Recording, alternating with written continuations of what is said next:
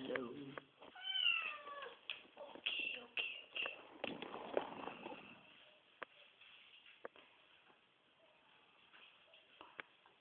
เจ้าเหมียวโคล่า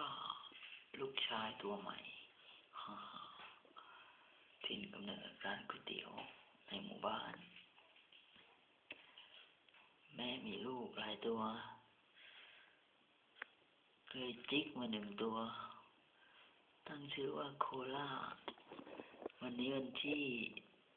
30 พฤศจิกายน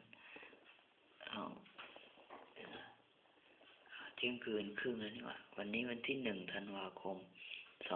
2550โคล่ามาอยู่บ้านไมโลเป็นเจ้าของบ้านแต่หายไปแล้วเจ้าเหมียวน้อยเป็นสมาชิกใหม่เจ้าเหมียวโคล่าแมวตัวผู้โคล่ามีแปลกมีแต้มที่ขาแปลกดีขาหน้าซ้ายไม่มีแต้มขาหน้าขวามี